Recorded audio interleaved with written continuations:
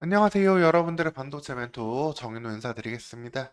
오늘 시간 TSE에 대해서 자세히 알아보도록 하겠습니다.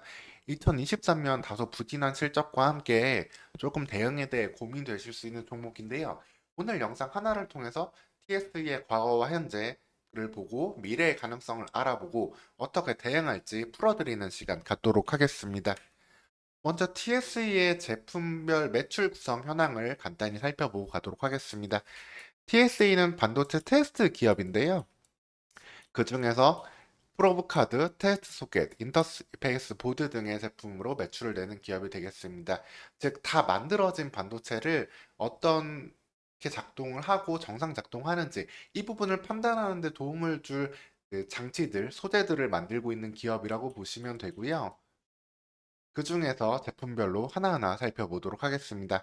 먼저 가장 많은 매출 비중 44%를 차지하고 있는 게 인터페이스 보드인데요. 이 제품이 하고 있는 역할은 간단합니다. 반도체 테스트 할 때는 테스트 핸들러라는 제품이 있는데요. 이 테스트 핸들러는 반도체 그 제품을 자동으로 판명해주고 그리고 다시 돌려보내가지고 다 테스트를 하는 그런 역할을 하기도 합니다. 이 부분은 테크닝을 통해 보시면 자세히 알아보실 수 있고요. 그 중에서 이 테스트 핸들러와 테스터 간에 접속을 해주는 연결 보드가 필요합니다. 그걸 인터페이스 보드라고 하고요. 이 부분에서 TSE가 매출을 내고 있습니다. 사실 그러니까 이 부분은 어떻게 보면 큰 매출성을 앞으로도 좀 크게 기술 발전을 기대하기는 좀 어렵지만 꾸준히 매출을 낼 수 있는 부분이라고 보시면 되고요. 더 관심을 가져야 될 수 있는 부분은 프로브카드랑 테스트 소켓이 되겠습니다. 그러면 두 가지 제품을 말씀드리면은 프로브 카드는 언제 활용이 되느냐? 반도체 웨이퍼 단계에서 활용이 됩니다. 다 만들어진 반도체 웨이퍼가 이렇게 동그랗게 생겼잖아요. 이 동그랗게 생긴 웨이퍼를 이 프로브 카드에 접촉을 시켜가지고 반도체가 정상적으로 작동할지 여부를 테스트하는 제품이 되겠습니다. 현재는 낸드 플래시 쪽에서 대부분의 매출이 발생하고 있는데 디램 쪽에서도 증가를 기대해 볼 수 있는 TSE가 되겠습니다. 그리고 다 만들어진 반도체 칩을 이제 한 번 또 검사를 해야 되잖아요. 그 상태에서 사용하는 게 테스트 소켓이 되겠습니다. 다 만들어진 반도체 칩 패키징까지 끝내서 볼 수 있는 칩이고요. 이거를 반도체 테스트 소켓에 꽂아가지고 정상 작동하는지 활용 검사하는 소켓이 되겠습니다. 이 제품 역시 소모품으로 활용이 되고 있고요. 이 부분에 있어서는 두 가지 소켓이 있는데 포고 소켓 관련해서는 리노 공업이 가장 앞선 부분을 달려가고 있고, 그 다음에 실리콘 러버 소켓이라고 해가지고, 그 부분에서는 ISC가 상당히 강세를 보이고 있습니다. 그런데 이 ISC의 기술력으로 계속 이제 경쟁을 하고 따라가고 있는 부분이 TSE가 되겠습니다. 그래서 ISC 같은 경우에는 TSE를 상당히 견제하기도 했는데요. ISC가 TSE에 2015년부터 소송전을 걸었습니다. ISC가 우리가 먼저 만들었고 우리가 압도적인 기술력으로 하고 있는데 너네가 왜 끼어드느냐 이렇게 견제를 한 건데요. 견제를 받을 정도로 TS의 기술력이 충분히 어느 정도 범주에 올라왔다는 걸 반증할 수 있는 사례로 볼 수 있겠습니다. 특히 중요한 거는 2015년부터 장장 2021년까지 6년에 걸쳐 가지고 소송이 진행이 됐는데요. 2015년 소송 결과부터 해가지고 2021년 1심 결과까지 모두 다 TSA가 승소하는 결과를 얻어냈습니다. 뭐 이후에 ISC가 항소하고 한다고 하지만 뭐 이에 추가적인 소식은 없는 걸로 봐서 이 특허 소송전에 있어서는 TSA가 무난히 ISC를 이겨냈다고 볼 수 있겠습니다. 무려 6년에 걸친 특허 소송에서 완승을 한 부분이고요.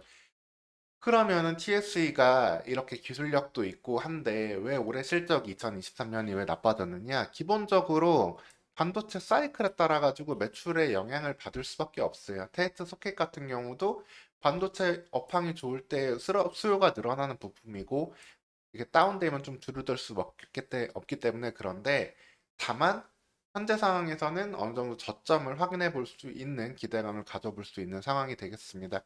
먼저 메모리 가격 자체가 어느 정도 하향 안정세를 띠고 있고 이 부분이 올라가기 시작한다면은 이 관련해가지고 전방 시장에 따라서 TSE의 테스트 소켓, 프로브 카드 등의 매출 비중은 얼마든지 늘어날 수 있겠습니다. 그리고 또 한 가지로 중요한 점은 DDR4에서 DDR5 나아가 DDR6까지 한 단계 계속 양산과 기술력이 증가되고 있는데요. 여기에는 더욱더 정밀한 그런 테스트 소켓이 필요하게 됩니다. DDR5 같은 경우 현재 그래서 삼성전자는 더욱더 이쪽에 양산 비중을 높이고 있고요. 이렇게 되면서 기본적으로 테스트 소켓의 ASP라고 하죠. 제품당 가격이 올라갈 수 있는 그런 가능성을 높게 볼 수 있겠습니다. 그리고 ISC랑 TSE랑 계속 이런 경쟁 관계도 볼 수 있었잖아요. 근데 올해 어떤 일이 있었냐면은 ISC가 하이닉스 계열사로 들어갔어요. 계열사로. 이를 통해 가지고 ISC의 삼성전자 수주에 대한 물음표는 계속 제기가 되고 있는 상황인데 그러면은 이 남는 수주 물량을 누가 가져갈 것인가? 거기에 대해서도 TSE의 가능성도 다시금 점쳐지고 있는 부분도 분명히 존재합니다. 즉, 반도체 시장 회복과 맞물려서 삼성전자 쪽 매출 비중을 늘려낼 수 있다라는 기대감을 볼 수 있고요. 또한 네.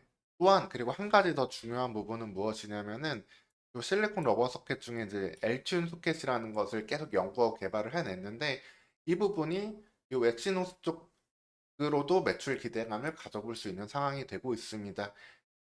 이 비메모리 반도체 칩셋 테스트 소켓으로서 실리콘 러버 소켓에 갖고 있는 강점은 그대로 유지하면서 안정성이라든가 대량 생산에 해당되는 그런 강점을 유지하면서 높은 필요한 기술력을 요구하는 걸 충족시켰기 때문에 갤럭시 S24에 엑시노스가 들어간다면 요 엘튠 소켓으로도 회사의 매출은 한 단계 더 도약을 기대해 볼 수 있겠습니다.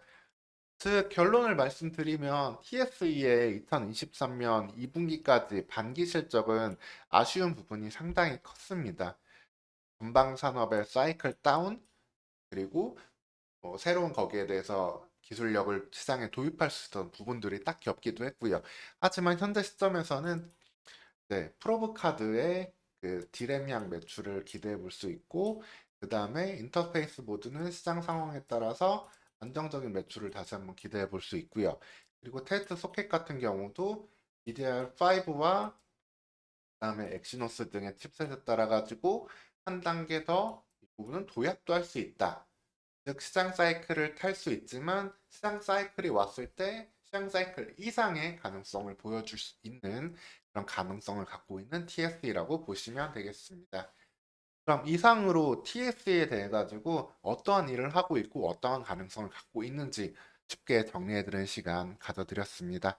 이 영상에 대해서 궁금한 점, TS에 궁금한 점 있으시면 댓글로 질문 남겨주시고요. 다음에도 더 좋은 영상으로 찾아뵙도록 하겠습니다. 오늘도 시청해주셔서 감사합니다.